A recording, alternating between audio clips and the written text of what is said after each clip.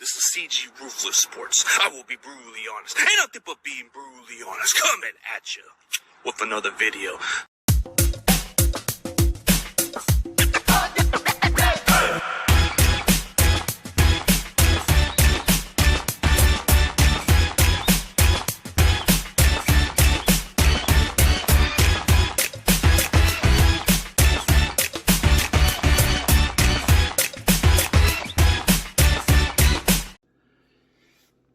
All right, let's talk about Drake Jackson. Unfortunately, I wasn't able to post it the last few days. I was supposed to post it, but hey, I'm here now.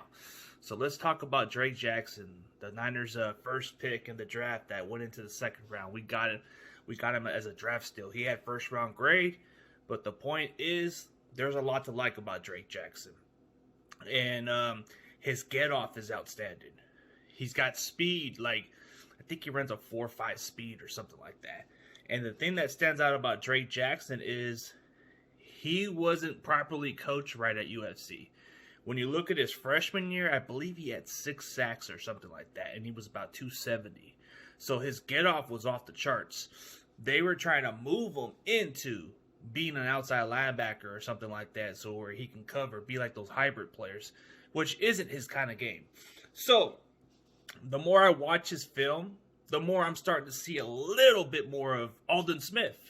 And you guys are going to probably say, but why are you comparing him to Aldon Smith? Aldon Smith got a lot of trouble. Aldon Smith was a little more talented if he wasn't drinking on the alcohol booze. Like, that's the point where I'm going to go to. He is Aldon Smith without the drinking problem. He is Aldon Smith without the off-the-field issues. The difference between Drake Jackson is the kid is young. He's going to get better. And I like the fact that we got this kid in the late second round pick. Chris Kasarik, he can make this kid into something special. Like, he's going to be on the rotation. So don't be surprised if he gets at least about 10 to 11 sacks in the rotation. Because there's going to be opportunities. You got Nick Bosa getting a lot of the attention too. And then you got Armstead and Kinlaw. There's a lot of pieces in the rotation we got. So we're pretty stacked out there. So when you draft a guy like Drake Jackson's caliber and it was too good to pass on, you figure like this is going to be something special. So the interesting part about him is he doesn't have to start. He'll just come off the rotation. He'll definitely create pressure. He'll definitely make this defensive line better. Like last couple of seasons, like when you look at 2019, we had a pretty stacked defensive line group. Like in 2020, it was like kind of like whatever. But then 2021, our depth pieces was solid.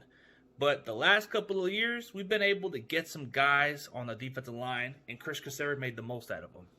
So Chris Kasarik can turn his magic into something special with these players. Like there's a lot to like about Drake Jackson because of the fact that he can really, he's got those long arms. He's got the ability. He's got good knee bends, you know, the knee bends he can move on. Whatever the techniques he's doing, it's properly right.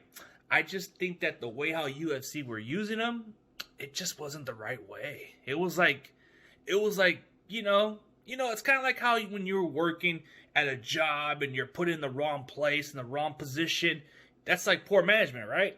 Just like that.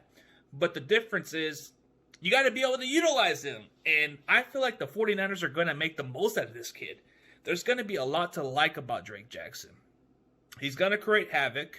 He's definitely going to make the entire team better. Like him wanting to learn from Nick Bosa is going to be a huge bonus for this kid. It's going to be a good learning experience. He's going to be able to pick the knowledge of all these veterans, and he's going to be able to elevate himself.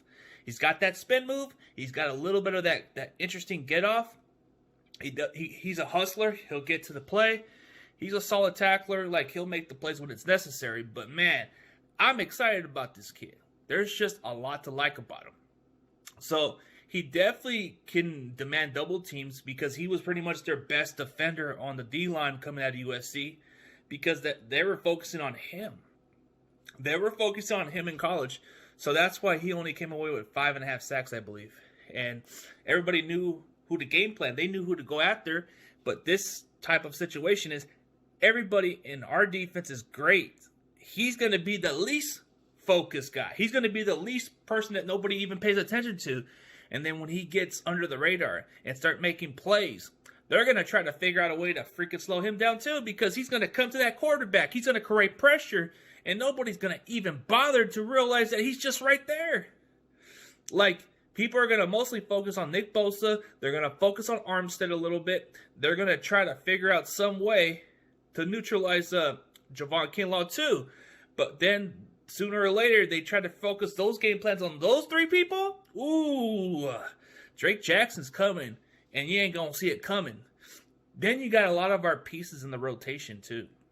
So the thing that's interesting, I'm pretty sure it's going to be Ebicom in the rotation, or Torrey are going to be in the rotation. And then you're going to get a lot of these guys coming off the bench.